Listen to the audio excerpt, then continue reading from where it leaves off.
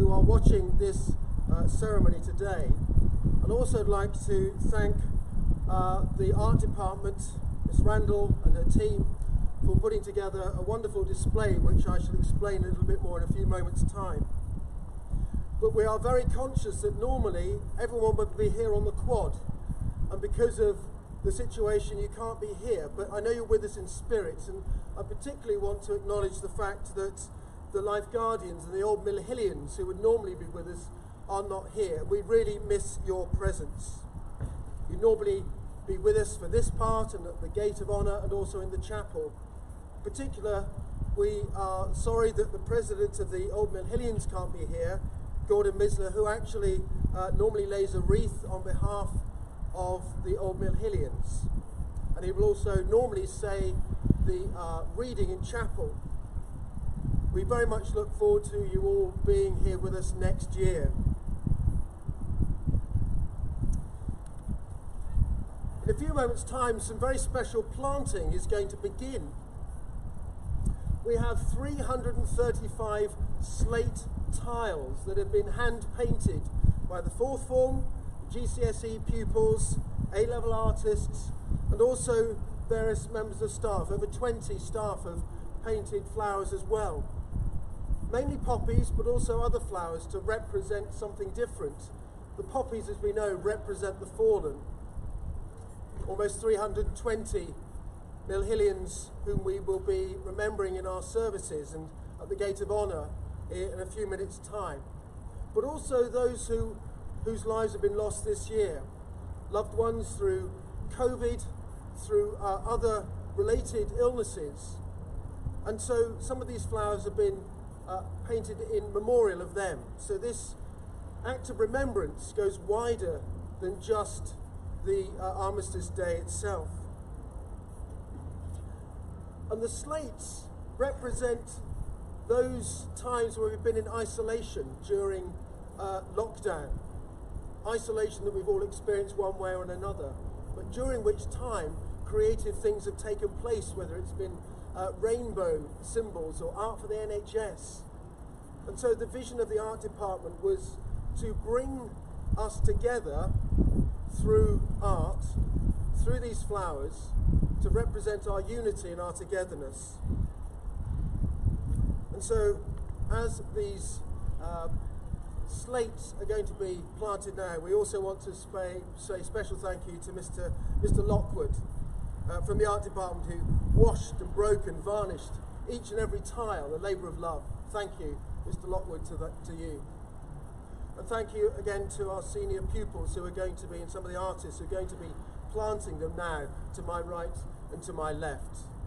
And those of you watching in classrooms now, please watch with silent dignity. Each poppy represents one of the fallen or represents a loved one. And so as we gather in our classrooms or whether we gather out here, please let's now just enter into this moment with solemnity and dignity and gratitude for those whom we love but see no more.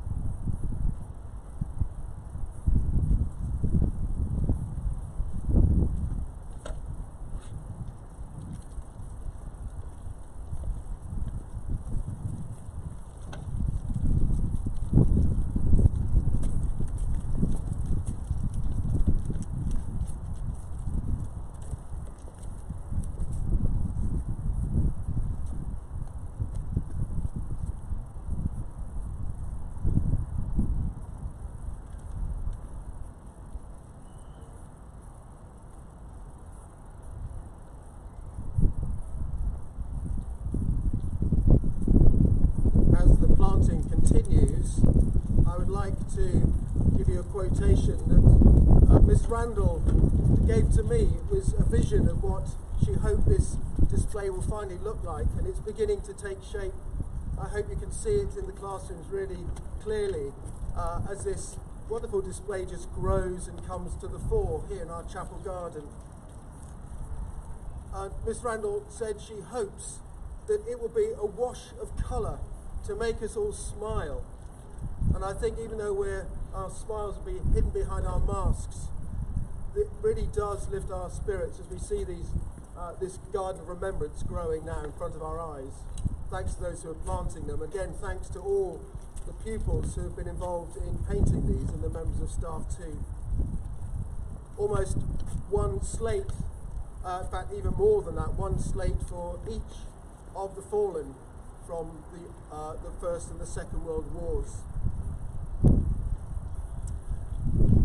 As the planting continues, and just before the party leaves the quad and goes to the gate of Remembrance, where a grate of honour, where we shall pick up this live ceremony there, I'm going to read a very famous poem. Of course, it's well known to many of you. It's called In Flanders Fields. It's about the poppies and what they signify. And the poem is written from the perspective of the dead, the soldiers.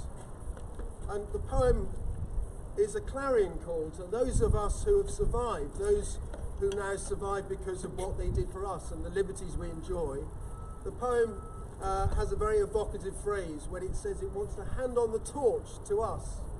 And so those of you in your classrooms, I hope you're listening now and take on board the symbolism of what this torch represents.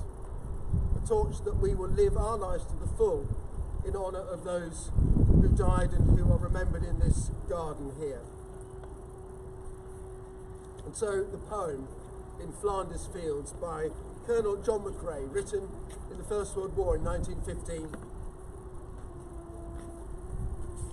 In Flanders Fields, the poppies blow between the crosses row on row that mark our place. And in the sky, the larks, still bravely singing, fly scarce heard beneath the guns below. We are the dead. Short days ago, we lived, felt dawn, saw sunset glow, loved and were loved, and now we lie in Flanders Fields. Take up our quarrel with the foe. To you from failing hands we throw the torch. Be yours to hold it high. If ye break faith with us who die, we shall not sleep, though poppies grow in Flanders Fields.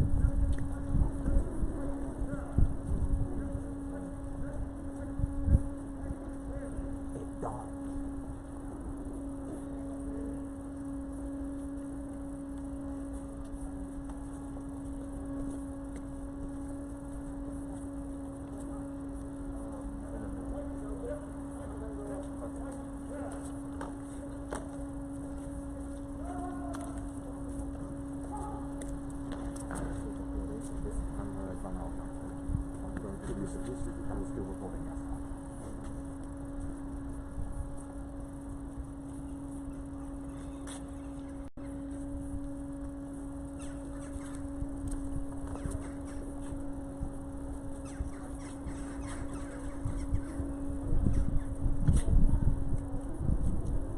To those of you who are still in the classrooms, in this short gap now between what happens here and what happens at the Gate of Honour, I just want to, for a few moments, just explain to you where the poppy comes from.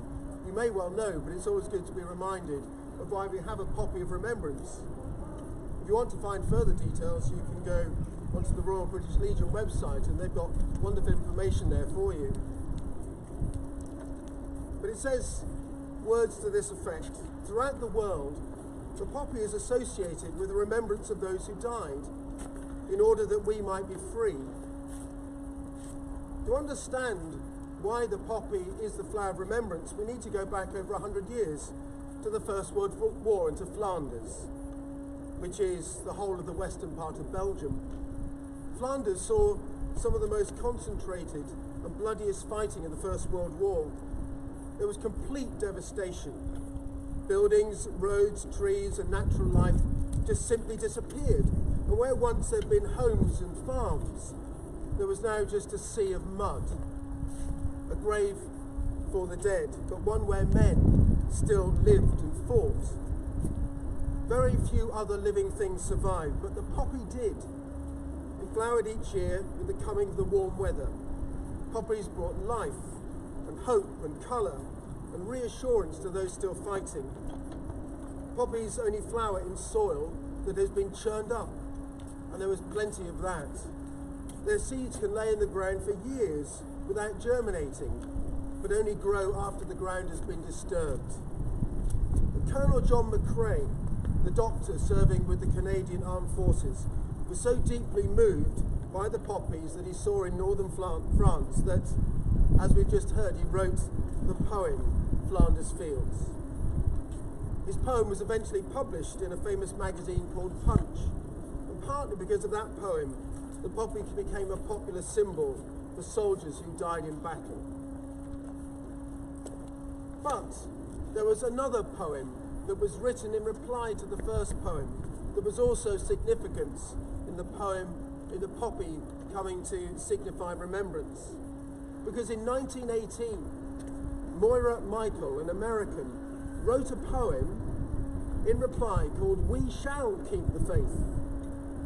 And in this poem, she promised to wear the poppy in honour of the dead. And this began the tradition of wearing the poppy in remembrance. And so now let's listen to her poem, which echoes the first poem we heard by Colonel John McCrae. "We Shall Keep the Faith" by Moira Michael. O you who sleep in Flanders fields, sleep sweet to rise anew. We court the torch you threw, and holding high we keep the faith with all who died. We cherish too the poppy red that grows on fields where valour led. It seems to signal to the skies that blood of heroes never dies, but lends a lustre to the red of the flower that blooms above the dead in Flanders fields.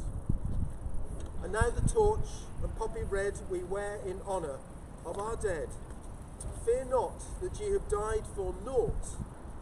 We'll teach the lesson that ye wrought in Flanders fields.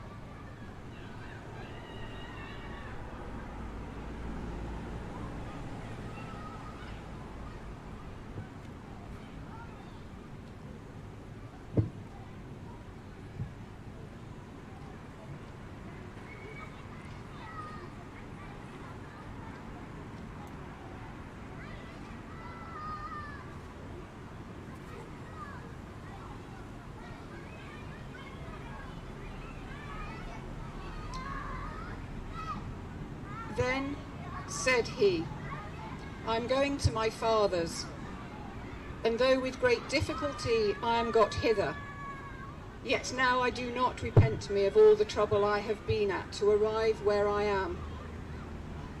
My sword I give to him that shall succeed me in my pilgrimage, and my courage and skill to him that can get it.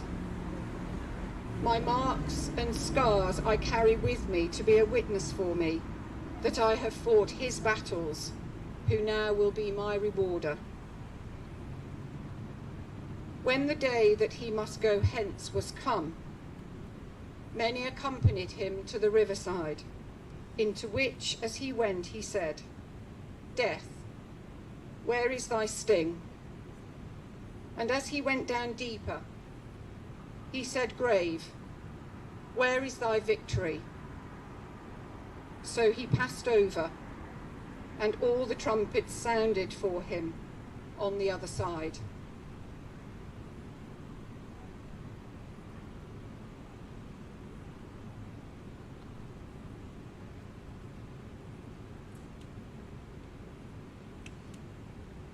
At the end of these words from the poem for the fallen, I invite those present to join in echoing the words, we will remember them. They shall grow not old, as we that are left to grow old. Age shall not weary them, nor the years condemn. At the going down of the sun, and in the morning, we will remember them. We will remember them.